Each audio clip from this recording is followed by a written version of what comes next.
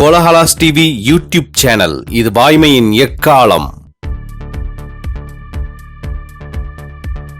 வணக்கம் நண்பர்களே. இந்திய ஜனாதிபதி தனது பிரசிடென்ஷியல் ரெஃபரன்ஸ் அதிகாரத்தை பயன்படுத்தி இருக்கிறார். தமிழக சட்டப்பேரவை நிறைவேற்றிய 10 மசோதாக்களை தமிழக ஆளுநர் கிடப்பில் போட்டதை எதிர்த்து தமிழக அரசு தொடுத்த வழக்கில் ஏப்ரல் 8ஆம் தேதி உச்ச நீதிமன்றத்தின் டிவிஷன் பெஞ்ச் ஒரு தீர்ப்பு வழங்கியது. அதில் மசோதாக்களில் எத்தனை நாட்களுக்குள் ஆளுநரும் ஜனாதிபதியும் கையெழுத்திட வேண்டும் என்பது தொடர்பாக காலவரம்பு நிர்ணயம் செய்யப்பட்டிருந்தது. இது மத்திய அரசுக்கும் ஜனாதிபதிக்கும் பெரும் அதிர்ச்சி அளித்தது.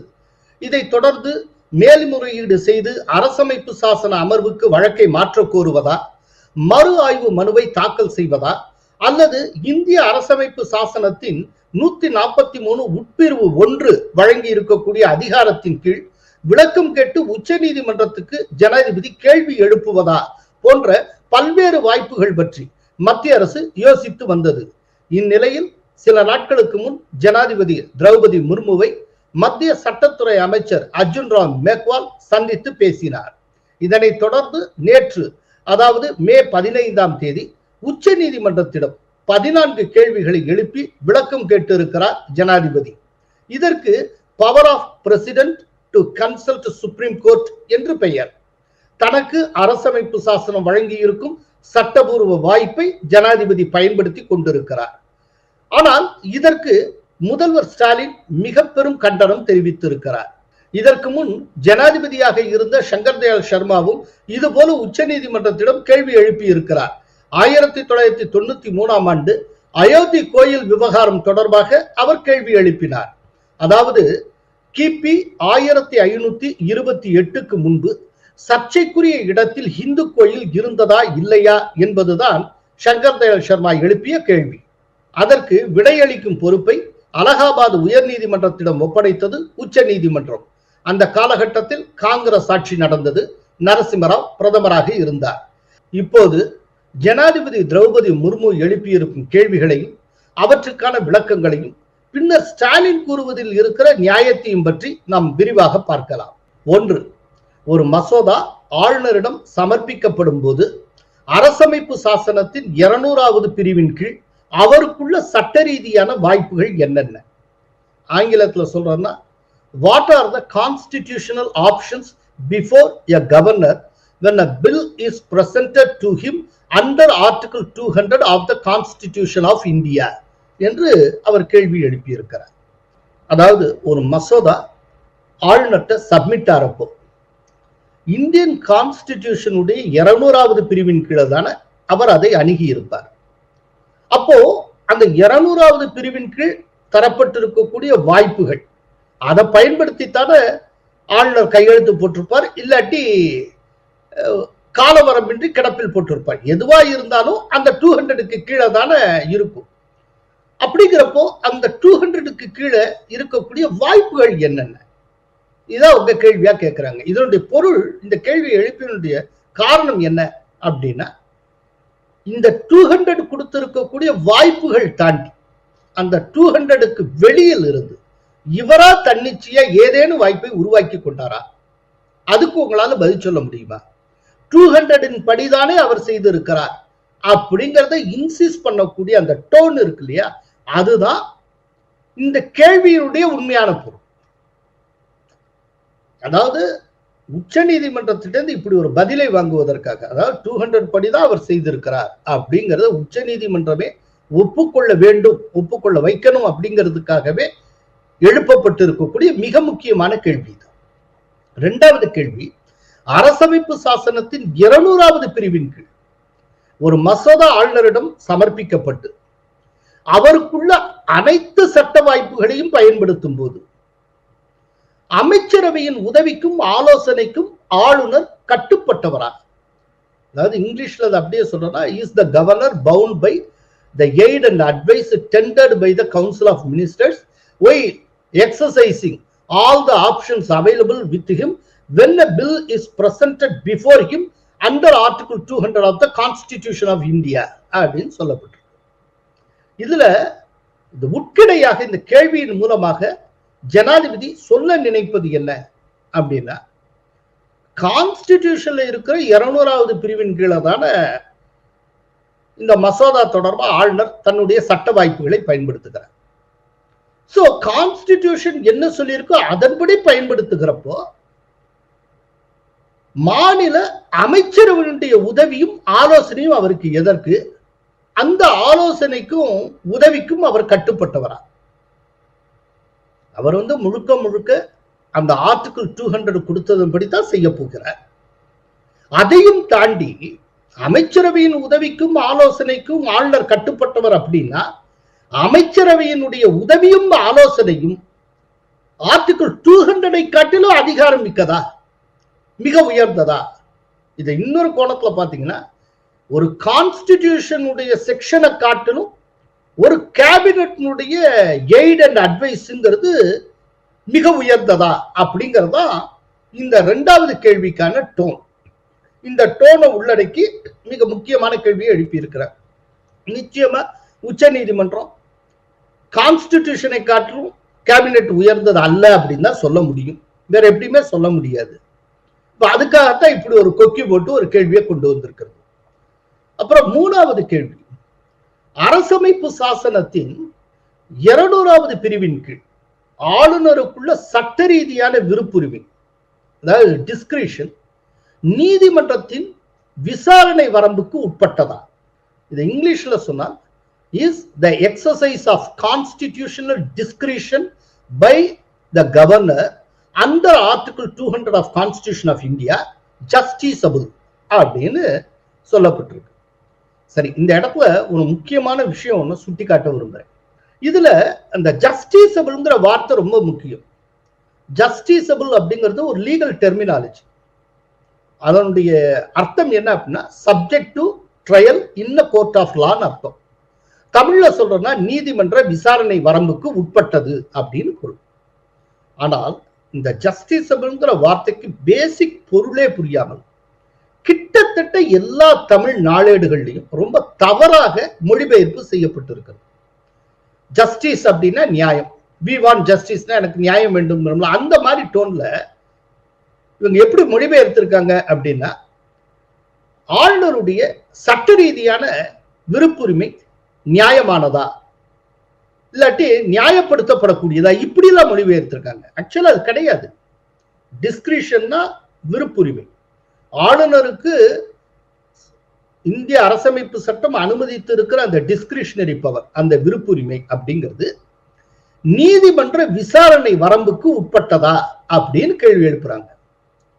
ஆனால் இங்க நிறைய தமிழ் நாளேடுகள் நியாயமானதா அப்படின்னு சொல்லியிருக்காங்க. அதாவது ஜஸ்டிஸ் அப்படிங்கிற வார்த்தையை வச்சு பொருள் கொண்டு இருக்கிறார்கள். ஜஸ்டிசபிள் அப்படிங்கிறது ஒரு லீகல் டெர்மினாலஜி அப்படிங்கிற அடிப்படை ஞானம் கூட இல்லாமல் தமிழ் நாளேடுகளுடைய சப் எடிட்டர்ஸ் அல்லாட்டி சீனியர் சப் எடிட்டர்ஸ் இருக்கலாம், அந்த ஆசிரியர் குழு மிக மோசமாக மொழிபெயர்ப்பு செய்திருக்கிறது. ஏன்னா இப்ப எங்களுடைய காலத்துல இதே போல ஒரு வார்த்தை நாங்களாம் ஒர்க் பண்றப்ப இந்த மாதிரிலாம் வார்த்தை வந்துன்னா ஒன்று சீனியர்ஸ்ட கேட்போம், இல்லாட்டி டிக்ஷனரியை ரெஃபர் பண்ணுவோம். இந்த வார்த்தைக்குடைய பொருள் என்ன அப்படி தெரிஞ்சுட்டு மொழிபெயர்க்கல ரொம்ப தீவிர ஆர்வம் காட்டுவோம். அதுல ஒரு quest இருந்த ஒரு தாகம் இருக்கும் எங்கள்கிட்ட. ஆனா இன்னைக்கு ஜஸ்டிசபிள் அப்படிங்கிற வார்த்தைக்கு உண்டான சரியான பொருள் என்ன அப்படிங்கறது தெரிஞ்சுக்கிறதுக்கு ஜஸ்ட் கூகுள்ல அடிச்சா போதும், ஜஸ்டிசபிள் மீனிங் அப்படின்னு போட்டால் கொட்டிரும், கரெக்டான பொருளை புரிஞ்சுக்க முடியும். கை கட்டின தொலைவில் அதற்கான மீனிங் இருக்கிறப்போ அப்படியெல்லாம் செக் பண்றதுக்கு கூட டயத்தை செலவழிக்க விரும்பாமல் ஏதோ மனம் போனவாறு ஒரு மொழிபெயர்ப்பு தமிழ் நாளேடுகள்ல. இன்னைக்கு தமிழ்நாடுகளோட தரம் எந்த அளவுக்கு கீழே போய்கொண்டு இருக்கிறது அப்படிங்கிறதுக்கு இதெல்லாம் உதாரணம். ரொம்ப வருத்தமாக இருக்கிறது, அதற்காக இதை பகிர்ந்து கொள்ளுகிறேன். சோ இப்ப இந்த கேள்விக்கு வந்துருவோம். இந்த கேள்வியினுடைய உண்மையான பொருள், ஆளுநருக்குள்ள விருப்புரிமை, அதாவது டிஸ்கிரிஷனரி பவர் அப்படிங்கறத பத்தி நீதிமன்றம் தலையிட முடியுமா? இதுல 4வது கேள்வி என்ன அப்படின்னா, இந்திய அரசமைப்பு சாசனத்தின் 200வது பிரிவின் கீழ் வரும் ஆளுநரின் செயல்பாடுகளை நீதிமன்றம் சீராய்வு செய்வதை அரசமைப்பு சாசனத்தின் 361வது பிரிவு தடுக்கிறதா இல்லையா? ஆக்சுவலா கான்ஸ்டிடியூஷன் 361வது பிரிவு அப்படிங்கிறது கவர்னர் எந்த அளவுக்கு விதிவிலக்கானவர், அவருக்கான இம்யூனிட்டி பற்றியது. ஒரு சில விஷயங்களை கவர்னருக்கு எதிராக நீதிமன்றம் தலையிடவே முடியாது, அந்த மாதிரியான விஷயங்கள் பற்றியது. சோ அப்படி சொல்லக்கூடிய 361 இந்த 200வது பிரிவின் கீழே ஆளுநர் என்னென்ன செயல்பாடுகளை மேற்கொள்ளுகிறாரோ அது சம்பந்தமா நீதிமன்றம் தலையிட்டா அதை தடுக்கிறதா இல்லையா அப்படிங்கறத அவர் கேள்வி எழுப்பியிருக்கார். இப்ப உண்மையிலேயே அது தடுக்கிறது அப்படின்னா 361 தடுக்கிறப்போ எப்படி இது விஷயமாக நீதிமன்றம் இப்படி ஒரு தீர்ப்பை சொல்ல முடியும்? குறைந்தது இன்னொரு ரொம்ப முக்கியமான ஒரு ஆழமான விஷயம் இருக்கு. அப்படி 361 தடுக்கிறதுனா தமிழ்நாடு அரசு போட்ட வழக்கையே இந்த நீதிமன்றம் என்கேஜ் பண்ணி இருக்க கூடாது, ஆரம்பத்தில் தள்ளுபடி செய்திருக்கணும் அப்படிங்கிறது இதனுடைய உட்பொருள். அதுக்கடுத்தது 5வது கேள்வி, அரசமைப்பு சாசனத்திலேயே ஆளுநரின் செயல்பாடுகளுக்கு காலக்கெடு எதுவும் நிர்ணயிக்கப்படாத நிலையில் நீதிமன்ற உத்தரவின் மூலம் காலக்கெடுவை நிர்ணயிக்க முடியுமா? இது ஒரு ஃபண்டாஸ்டிக் கொஸ்டின். அதாவது ஆளுநருக்கும் ஜனாதிபதிக்கும் எந்த ஒரு டெட்லைனையும் ஒரிஜினல் கான்ஸ்டிடியூஷன் விதிக்கல. ஆக்சுவலா அவங்க 2 பேருக்கும் ஒரு டெட்லைன் இருக்கணும் சொல்லி அம்பேத்கரும் அவரோட சேர்ந்து இந்த கான்ஸ்டிடியூஷனையும் வடிவமைத்த சான்றோர்கள் நினைத்திருந்தால் அதை செஞ்சிருப்பாங்க. ஒரிஜினல் கான்ஸ்டிடியூஷனை எந்த காலக்கெடுவும் விதிக்கல அப்படிங்கிறப்போ ஒரு உச்ச நீதிமன்றத்தினுடைய டிவிஷன் பெஞ்சு காலக்கெடுவெல்லாம் நிர்ணயிக்க முடியுமா? கான்ஸ்டிடியூஷன்ல இல்லாத ஒண்ண ஒரு உச்ச நீதிமன்றம் தன்னுடைய உத்தரவின் மூலம் இப்படி எல்லாம் பண்ணிட முடியுமா? இதுக்கு சட்டபூர்வமான உங்களின் பதில் என்ன அப்படின்னு சொல்லி உச்ச நீதிமன்ற தலைமை நீதிபதிக்கு அவர் கேள்வி எழுப்பி அனுப்பியிருக்கிறார், ஜனாதிபதி அனுப்பியிருக்கிறார். 6வது கேள்வி, அரசமைப்பு சாசனத்தின் 201வது பிரிவின் கீழ் அமைந்திருக்கக்கூடிய ஜனாதிபதியின் சட்ட ரீதியிலான விருப்புரிமை, அதாவது கான்ஸ்டிடியூஷனல் டிஸ்கிரிஷன், அந்த விருப்புரிமை நீதிமன்றத்தின் விசாரணை வரம்புக்கு உட்பட்டதா? அதாவது கவர்னருக்கு கேட்ட அதே கேள்வியை கேட்கிறார். அதை பத்தி முதல்ல நீதிமன்றம் பேசவாது முடியுமா, அதை என்கேஜ் பண்ண முடியுமா அப்படிங்கிறது. 7வது கேள்வி, இந்திய அரசமைப்பு சாசனமே ஜனாதிபதியின் செயல்பாடுகளுக்கு காலக்கெடு எதுவும் விதிக்காத நிலையில் நீதிமன்ற உத்தரவின் மூலம் காலக்கெடு விதிக்க முடியுமா? அதான் கவர்னருக்கு கேட்ட அதே கேள்வியை இப்ப ஜனாதிபதி எழுப்பி இருக்கிறார். சோ ஒரிஜினல் கான்ஸ்டிடியூஷன் சொல்லாதப்போ ஒரு நீதிமன்றம் தன்னுடைய ஆர்டர் மூலமா எப்படி ஒரு காலக்கெடுவை டெட்லைன்ல விதிக்க முடியும்? அது என்ன அடிப்படையில், அதுக்கான சட்டபூர்வ அடிப்படை என்ன அப்படிங்கறத அவர் கேட்டு இருக்கிறார். 8வது கேள்வி, ஒரு ஆளுநர் தனக்கு வந்த மசோதாவை ஜனாதிபதியின் ஒப்புதலுக்கு அனுப்பி வைக்கும் போது ஜனாதிபதியின் அதிகாரம் தொடர்பான அரசமைப்பு சாசன விதிமுறைகள் குறித்து 143வது சட்டப்பிரிவின் கீழ் உச்ச நீதிமன்றத்திடம் ஜனாதிபதி ஆலோசனை கேட்க வேண்டுமா இல்லையா? அதாவது ஒரு கவர்னர் தனக்கு வந்த மசோதாவை ஜனாதிபதியுடைய பார்வைக்கு அனுப்பிச்சிடுறார். அப்படிப்பட்ட சூழ்நிலையில 143வது சட்டப்பிரிவின் கீழே இப்போ உச்ச நீதிமன்ற ஜனாதிபதி ஆலோசனை கேட்டு அனுப்பி இருக்கிறார் இல்லையா, அதாவது கேள்வி எழுப்பியிருக்காருல்ல, அது போல 143வது சட்டப்பிரிவை பயன்படுத்தி ஜனாதிபதியின் அதிகாரம் தொடர்பான அரசமைப்பு சாசன விதிமுறைகள் குறித்து கேள்வி கேட்டு தெரிஞ்சுக்கிட்டு அதுக்கு ஏற்றபடியா ஆளுநர்கிட்ட வந்த மசோதாவை நாங்க டீல் பண்ணணுமா? அதாவது ஒவ்வொரு முறையும் ஆளுநர்கிட்ட மசோதா வருகிற போதெல்லாம் நாங்கள் உச்ச நீதிமன்றத்தை நாடி விளக்கம் கேட்டு அதன்படித்தான் நாங்க செய்யணும்னு நினைக்கிறீங்களா அப்படிங்கறத ஜனாதிபதி கேட்டு இருக்கிறார். 9வது கேள்வி, அரசமைப்பு சாசனத்தின் 200 மற்றும் 201வது பிரிவின் கீழ் ஆளுநரும் ஜனாதிபதியும் எடுக்கும் முடிவுகள் சட்டமாவதற்கு முன்பே நீதிமன்ற வரம்புக்கு உட்படக்கூடியதா? மசோதா சட்டமாவதற்கு முன்னதாகவே மசோதாவின் உள்ளடக்கம் பற்றிய விசாரணையை நீதிமன்றங்கள் நடத்த முடியுமா? ஒரு எக்ஸலன்ட் கொஸ்டின். என்னன்னா, நாடாளுமன்றத்தில் இயற்றப்பட்ட சட்டம் குறித்து அந்த சட்டம் செல்லுபடி ஆகுமா செல்லுபடி ஆகாதா, அல்ட்ராவேர்ஸ் ஆர் நாட் அப்படிங்கறதெல்லாம் பற்றி நீங்கள் நீதிமன்றத்தில் ஒரு வழக்கு தொடுக்கலாம். அதுல எந்த பிரச்சனையும் இல்லை. இப்ப இதுக்கு முன்னால கூட 2015 IAS IPS எக்ஸாம் மாதிரியே நீதிபதிகளை தேர்ந்தெடுக்கிறதுக்கு ஒரு எக்ஸாம் வைக்கிறதுக்கான ஒரு கமிஷன் ஒண்ணு, அதாவது ஜுடிஷியல் ஆபீசர்ஸ் அப்பாயின்மெண்ட் கமிஷன் ஒண்ணு மோடியினுடைய அரசு கொண்டு வந்தது. அது நாடாளுமன்றத்தில் வெற்றிகரமாக நிறைவேற்றப்பட்டு சட்டமாகி வந்தது. ஆனால் அந்த சட்டமானதற்கு பிறகு அந்த சட்டத்தை உச்ச நீதிமன்றம் நிராகரித்தது. கொலிஜியம் வாயிலாகத்தான் வழக்கம் போல நீதிபதிகள் நியமிக்கப்பட வேண்டும். இப்போது மத்திய அரசு நிறைவேற்றி இருக்கிற சட்டம் அரசமைப்பு சாசனத்துக்கு எதிரானது அப்படின்னு சொல்லி தீர்ப்பு கொடுக்கப்பட்டது. இது எல்லாம் சட்டமானதற்கு பிறகு வழங்கப்பட்ட தீர்ப்பு. ஒரு சட்டத்தை எதிர்த்துதான் நீதிமன்றத்துல சேலஞ்ச் பண்ண முடியும். ஆனால் இங்க என்ன நடந்திருக்கு அப்படின்னா, தமிழக அரசு விஷயத்துல எல்லாமே மசோதாங்கிற நிலையில தான் இருக்கு. இன்னும் சட்டம் ஆக்கப்படவே இல்லை. சட்டமாகாத ஒரு விஷயத்தை நீதிமன்றம் தன்னுடைய பரிசீலனைக்கு எடுத்துக்கொள்ள முடியுமா? சட்டமே ஆகாத ஒரு விஷயம் சம்பந்தமா நீதிமன்றம் தீர்ப்பே அளிக்க முடியுமா? இது எப்படி சரியாக இருக்கும் அப்படிங்கிற ரொம்ப ரொம்ப முக்கியமான கேள்வியை ஜனாதிபதி எழுப்பியிருக்கிறார்.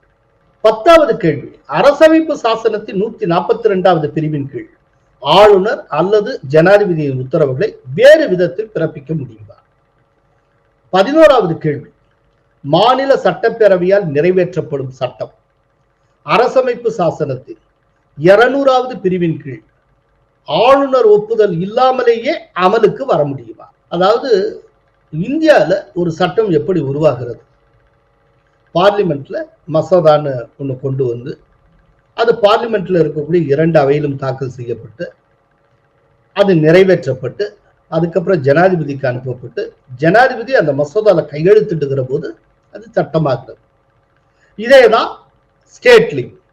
ஸ்டேட்ல மாநில சட்டப்பேரவை மசோதாவை கொண்டு வந்து அது சட்டப்பேரவையில நிறைவேற்றி அந்த மசோதாவை கவர்னருக்கு அனுப்பிச்சு கவர்னர் கையெழுத்து போட்டு அப்படித்தான் சட்டம் உருவாக முடியும். இப்ப நீதிமன்றம் தந்திருக்கிற தீர்ப்பின் மூலமா கவர்னருடைய கையெழுத்தே இல்லாமல் ஒரு 10 மசோதாக்கள் சட்டமாகி உள்ளன. எப்படி கவர்னருடைய ஒப்புதலே இல்லாமல் அவருடைய கையெழுத்தே இல்லாமல்லாம் சட்டமாக முடியுமா? இப்ப கவர்னருடைய ரோல் அப்படின்னா அதனுடைய பொருள் என்னன்னா, கவர்னருடைய ரோலை இனிமேல் நீதிமன்றங்கள் பிளே பண்ண முடியுமா? கவர்னர் கையெழுத்திட்டா தான் சட்டமாகும்னு கான்ஸ்டிடியூஷனே சொல்லுகிறது. இப்ப கவர்னர் கையெழுத்தே போடாத நிலையில நீதிமன்ற உத்தரவின் பேர்ல ஒரு மசோதா டைரக்டா கவர்னரை ஓவர்லுக் பண்ணிட்டு சட்டமாகிட்டே இருக்க முடியுமா? இதுதான் இந்த கேள்வியுடைய உட்பொருள்.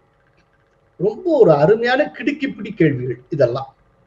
அதுக்கடுத்தது 12வது கேள்வி, அரசமைப்பு சாசனத்தின் 145 உட்பிரிவு 3 கீழ் அரசமைப்பு சாசனம் தொடர்பான பல்வேறு கேள்விகள் கொண்ட வழக்கினை விசாரிக்கும் உச்ச நீதிமன்ற பெஞ்ச் அந்த வழக்கை குறைந்தபட்சம் 5 நீதிபதிகள் கொண்ட பெஞ்சுக்கு மாற்றுமாறு பரிந்துரைக்க வேண்டியது கட்டாயமா இல்லையா? அதாவது கான்ஸ்டிடியூஷனுடைய 145 உட்பிரிவு 3 கீழ் ஒரு கான்ஸ்டிடியூஷன் தொடர்பான பல்வேறு கேள்விகள் கொண்ட ஒரு வழக்கை விசாரிக்கக்கூடிய உச்ச நீதிமன்ற பெஞ்ச், அதாவது டிவிஷன் பெஞ்சுக்கு தீர்ப்பளித்த டிவிஷன் பெஞ்சை எடுத்துக்கணும். இப்படி ஒரு முழுக்க அரசமைப்பு சட்ட விவகாரம் தொடர்பாக ஒரு கேஸ் வர்றப்போ அந்த கேஸை இம்மிடியேட்டா என்ன பண்ணிருக்கணும்? 5 நீதிபதிகள் கொண்ட பெஞ்சுக்கு மாற்றுமாறு பரிந்துரை செய்திருக்கணும். அப்படி பரிந்துரைக்க வேண்டியது கட்டாயமா இல்லையா அப்படிங்கறத இந்த கேள்வி. ஏன்னா அப்படி பரிந்துரைக்க சொல்லி 145 உட்பிரிவு 3 சொல்லுகிறது. அந்த ஆர்டிகிள் படி பரிந்துரைத்திருக்க வேண்டுமா இல்லையா? அப்படி பரிந்துரைக்காமல் அந்த டிவிஷன் பெஞ்சா ஒரு தீர்ப்பை கொடுத்தது எப்படி சரியாக இருக்கும்? இதுதான் இந்த கேள்வியுடைய உட்பொருள். சரி, 13வது கேள்வி என்ன சொல்லுகிறது? அரசமைப்பு சாசனத்தின் 142வது பிரிவின் கீழ் உச்ச நீதிமன்றத்தின் அதிகாரம் நடைமுறை சட்டத்துக்குள் மட்டுப்பட்டதா? அதாவது அதனுடைய ப்ரொசீஜரல் லாவுக்குள்ளேயே அது கன்ஃபைன் ஆயிருதா, அல்லது அமலில் இருக்கக்கூடிய அரசமைப்பு சாசன நடைமுறை பிரிவுகளுக்கு ப்ரொசீஜரல் லாவுக்கு முரண்பட்ட அதுக்கு ஒத்திசைவில்லாத விதத்தில் உத்தரவுகளை பிறப்பிக்க வழிவகை செய்கிறதா? இதனுடைய உட்பொருள் ப்ரொசீஜர் லா என்ன சொல்லுகிறதோ அதை மீறி அதிலிருந்து விலகி சென்று தன்னிச்சையாக உச்ச நீதிமன்றம் ஒரு உத்தரவை பிறப்பித்து விட முடியுமா? கடைசியா இருக்கிற முக்கியமான கேள்வி, 14வது கேள்வி. மத்திய அரசுக்கும் மாநில அரசுக்கும் இடையிலான விவகாரத்துக்கு அரசமைப்பு சாசனத்தின் 131வது பிரிவின் கீழ் தீர்வு காண்பதை தவிர வேறு வகையில் உச்ச நீதிமன்றம் தீர்வு காண்பதை அரசமைப்பு சாசனம் தடுக்கிறதா? இப்ப இந்த கேள்வியுடைய உட்பொருள் என்ன அப்படின்னா, 131வது ஆர்டிகிள் கீழே மத்திய மாநில அரசுகளுக்கு இடையிலான விவகாரத்துக்கு தீர்வு காண்றது அப்படிங்கிறத தவிர்த்து வேற எந்த ஆர்டிகிளுக்கு கீழையும் இதுக்கு தீர்வு காணவே முடியாதா? அப்படி தீர்வு காணவே முடியாதபடிக்கு நம்முடைய கான்ஸ்டிடியூஷன் உச்ச நீதிமன்றத்தை தடுக்கிறதா? இதை அண்டர் ஆர்டிகிள் 131 கீழே தான் தீர்வே காண முடியுமா? உண்மை நிலை என்ன அப்படிங்கிறத தெளிவுபடுத்துமாறு ஜனாதிபதி கேட்டு இருக்கிறார். இப்ப இந்த கேள்விக்கு பதில் வந்தால் அந்த பதிலுடைய முடிவு எங்க போய் நிற்கும் அப்படின்னா, உச்ச நீதிமன்றத்தினுடைய டிவிஷன் பெஞ்ச் ஆளுநருக்கும் ஜனாதிபதிக்கும் காலக்கெடு விதித்து தீர்ப்பளித்தது செல்லாது என்கிற இடத்தை நோக்கி போயிருக்கும். அப்படித்தான் போகும். அதை எதிர்பார்த்துத்தான் இப்படி 14 கேள்விகளை ஜனாதிபதி அவர்கள் கேட்டிருக்கிறார்கள். அதை உச்ச நீதிமன்றத்தின் தலைமை நீதிபதிக்கு அனுப்பியிருக்கிறார். இப்ப இந்த கான்டெக்ட்ல ஸ்டாலின் அவர்கள் ரொம்ப பதற்றம் அடைந்து மிக கடுமையான கண்டனத்தை பதிவு செய்திருக்கிறார். அவர் என்ன முதல்ல சொல்லி இருக்கிறாருங்கிறத பார்த்துருவோம், அப்புறம் அது பற்றி இன்டர்பிரிட்டேஷனுக்கு உள்ள போகும். அதாவது தன்னுடைய எக்ஸ் தளத்தில் மு.க. ஸ்டாலின் வியாழக்கிழமை வெளியிட்ட பதிவில் என்ன கூறப்பட்டிருந்தது அப்படிங்கிறத பார்ப்போம். தமிழக ஆளுநர் தொடர்பான வழக்கிலும் அது போன்ற பிற நிகழ்வுகளிலும் உச்ச நீதிமன்றம் ஏற்கனவே தீர்ப்பளித்து முடித்து வைத்துள்ள விவகாரத்தில் அந்த அரசமைப்பு நிலைப்பாட்டை நிலைகுலைக்கும் விதத்தில் குடியரசுத் தலைவர் மூலமாக மத்திய அரசு உச்ச நீதிமன்றத்திடம் விளக்கம் கோரியுள்ளதை வன்மையாக கண்டிக்கிறேன். இதன் மூலம் தமிழக ஆளுநர் பிஜேபியின் தூண்டுதலின் பேரில் தான் மக்களால் தேர்ந்தெடுக்கப்பட்ட அரசை சிறுமைப்படுத்தும் வகையில் நடந்து கொண்டார் என்பது அம்பலமாகி உள்ளது. உச்ச நீதிமன்றத்துக்கும் நேரடியாக சவால் விடுகிறது. மாநில சுயாட்சிக்கே இது உடனடி ஆபத்தை உருவாக்கி உள்ளது அப்படின்னு சொல்லி ஸ்டாலின் கூறியிருக்கிறார். இப்ப ஸ்டாலின் என்ன சொல்லி இருக்கிறார்ங்கிறத பார்த்தோம். இப்ப ஸ்டாலின் சொன்னதுல இருந்து நமக்கு கிடைக்கக்கூடிய முக்கியமான டேக்அவேஸ் என்ன? ஸ்டாலின் தன்னுடைய பதிவில் ஒரு இடத்துல சொல்லுகிறார், உச்ச நீதிமன்றம் ஏற்கனவே தீர்ப்பளித்து முடித்து வைத்துள்ள விவகாரத்தில் அப்படின்னு அந்த வரி வருகிறது. முதல்ல தீர்ப்பளித்து முடித்து வைத்து விட்டதா? அந்த தீர்ப்போடையே எல்லாம் முடிந்து விட்டதா? உச்ச நீதிமன்றத்துல டிவிஷன் பெஞ்ச் தீர்ப்பு கொடுத்திருக்கு, அவ்வளவுதான். 2 நீதிபதிகள் கொண்ட ஒரு அவை தீர்ப்பு கொடுத்திருக்கு. அதுக்கு மேல அப்பீலுக்கு போக முடியும், லார்ஜர் பெஞ்சு கேட்க முடியும், இல்லாட்டி கான்ஸ்டிடியூஷன் பெஞ்சுக்கு போகணும்னு கோரிக்கை விடுக்க முடியும், இல்லைன்னா ரெவ்யூ பெட்டிஷன் கோர முடியும். ரெவ்யூ பெட்டிஷன் உங்களுக்கு சாதகமா தீர்ப்பு வரல அப்படின்னா அதுக்கு மேல சீராய்வு மனு போக முடியும். சரி, அதுவும் இல்லை அப்படின்னா ஜனாதிபதி மூலமா விளக்கம் கேட்க முடியும், பிரசிடென்ஷியல் ரெஃபரன்ஸ் பேரு. இப்ப அதைத்தான் ஜனாதிபதி கேட்டு இருக்காங்க. இத்தனை சட்ட வாய்ப்புகள் இந்த டிவிஷன் பெஞ்சுக்கு மேல இருக்கு. ஆனால் ஸ்டாலின் திட்டமிட்டு ஒரு தோற்றத்தை உருவாக்க முயற்சி செய்கிறார். என்னன்னா, ஏப்ரல் 8ஆம் தேதி இந்த டிவிஷன் பெஞ்ச் தீர்ப்பளித்தது இல்லையா, அதோடய எல்லாம் முடிஞ்சு போச்சு. இப்ப வேணும்னே மத்திய அரசு குட்டைய குழப்புது அப்படின்னு அவர் சொல்லுகிறார். ஆக்சுவலா ஒரு மாநில அரசுக்கு கான்ஸ்டிடியூஷன் கொடுத்த வாய்ப்பை பயன்படுத்தி உச்ச நீதிமன்றம் வரைக்கும் போனார் ஸ்டாலின். இப்ப மத்திய அரசும் ஜனாதிபதியும் தங்களுக்கு அரசமைப்பு சாசனம் வழங்கி இருக்கக்கூடிய வாய்ப்பை பயன்படுத்தி விளக்கம் கேட்டு இருக்கிறார்கள். இதுல என்ன பிரச்சனை? எல்லாமே சட்ட ரீதியா தான் நடக்குது. அதுக்கடுத்தாப்புல ஸ்டாலின் சொல்லியிருக்கிற இன்னொரு பிரேஸ், அரசமைப்பு நிலைப்பாட்டை நிலைகுலைக்கும் விதத்தில். என்ன நிலை உழைச்சிட்டாங்க? விளக்கம் தானங்க கேட்டிருக்காங்க. இல்ல என்ன நிலை உழைச்சிட்டாங்க? இப்ப அந்த உச்ச நீதிமன்றம் என்ன ஒரு தீர்ப்பளித்து நேர் எதிராக ஏதாவது செயல்பட்டாங்களா? விளக்கம் கேட்டு இருக்கிறார்கள். 14 கேள்வி இருக்கு. அந்த 14 கேள்விக்கு தயவுசெய்து பதில் சொல்லுங்கன்னு சொல்லி உச்ச நீதிமன்றத்திடம் ஜனாதிபதி கேட்டு இருக்கிறார். அப்படி கேட்பதற்கான அதிகாரத்தை இந்திய அரசமைப்பு சாசனமே ஜனாதிபதிக்கு வழங்கி இருக்கிறது. அதன் பேர்ல அவர் கேட்டு இருக்கிறார். இதுல இன்னொன்றையும் அவர் சொல்லுகிறார், யார்? ஸ்டாலின். இது உச்ச நீதிமன்றத்துக்கும் நேரடியாக சவால் விடுகிறது. என்ன சவால் விடுகிறது? எப்படி சவால் விட முடியும்? உச்ச நீதிமன்றத்திடம் ஜனாதிபதி கேட்டிருப்பது விளக்கங்கள். இன்னொன்னு, உச்சநீதிமன்றத்தினுடைய ஒரு டிவிஷன் பெஞ்ச் கொடுத்திருக்கிற தீர்ப்பு தொடர்பாக உச்ச நீதிமன்றத்திடமே தான் அவர் விளக்கம் கேட்டிருக்கிறார். அதுவும் அரசமைப்பு சாசனத்தினுடைய ஒரு பர்டிகுலர் ஆர்டிகிள் படி அவர் கேட்டிருக்கிறார். அதாவது உச்ச நீதிமன்ற தீர்ப்பு தொடர்பாக உச்ச நீதிமன்றத்திடமே விளக்கம் கேட்டிருக்கிறார். இது எப்படி உச்ச நீதிமன்றத்துக்கு விடுக்கப்பட்ட சவாலா இருக்க முடியும்? அடுத்தது ஸ்டாலின் பதிவிலிருந்து ஒரு முக்கியமான டேக்அவே, மாநில சுயாட்சிக்கு இது உடனடியான ஆபத்தை உருவாக்கி உள்ளது அப்படின்னு ஸ்டாலின் சொல்லுகிறார். மாநில சுயாட்சிக்கு இது என்ன ஆபத்தை உருவாக்கி இருக்கிறது? உச்ச நீதிமன்றத்தை பார்த்து சில கேள்விகளை எழுப்பி இருக்கிறார் ஜனாதிபதி. இனிமேல் அதுக்கு பதில் வரும். ஆனால் ஸ்டாலின் சொல்லுகிறார், இந்த கேள்வி கேட்டதே மாநில சுயாட்சிக்கான ஆபத்து. அப்படின்னா இதற்கு பொருள் என்ன? இதுதான் ஸ்டாலினுடைய பதற்றம். அவருக்கு நிஜமாகவே பதற்றம் உருவாகிவிட்டது. ஏன்னா இந்த ஏப்ரல் 8ஆம் தேதி தீர்ப்பை வைத்துக் கொண்டே அகில இந்திய அளவுல பிஜேபி எதிர்க்கிறார்கள் இல்லையா, அவர்கள் மத்தியில தன்னை தன்னிகர் இல்லாத தலைவன் போல காட்டிக் கொள்வதற்கு ஸ்டாலின் முயற்சி செய்து கொண்டிருந்தார். இப்ப இந்த கேள்விகளுடைய சாராம்சம் இதுக்கு ரொம்ப கரெக்டா பதில் வர்றப்போ இந்த தீர்ப்பை தப்புங்கிற மாதிரி வந்துடும். அப்போ இந்த ஏப்ரல் 8ஆம் தேதி டிவிஷன் பெஞ்ச் கொடுத்த தீர்ப்பு திரும்ப பெற்றுக் கொள்ளலாம், இல்லாட்டி வேற ஏதோ ஒன்று ஆகும். அது என்ன நம்ம சொல்லக்கூடாது, அது நீதிமன்றம் உச்ச நீதிமன்றம் முடிவு செய்யும். ஆனால் எதை வைத்துக் கொண்டு திமுக இந்த ஏப்ரல் 8ஆம் தேதிக்கு பிறகு அகில இந்திய அளவில் ஒரு பெரும் பரப்புரையை நிகழ்த்தியதோ அதற்கே இப்போ வேட்டு வைத்து விடுவார்கள் போல இருக்கிறது. இது ஸ்டாலினை பதற செய்திருக்கிறது. கேள்வி கேட்டதே மாநில சுயாட்சிக்கு ஆபத்தா எப்படிங்க இருக்க முடியும்? இன்னும் விளக்கமே வரலையே. விளக்கம் தானே கேட்டு இருக்காங்க. இது எப்படி மாநில சுயாட்சிக்கு ஆபத்து? ஆனால் இதையே அவர் ஆபத்துன்னு ஸ்டாலின் சொல்லுகிறார் என்றால் நிஜமாகவே ஸ்டாலின் பயந்து போய் இருக்கிறார், பதற்றத்தில் இருக்கிறார் என்று பொருள்.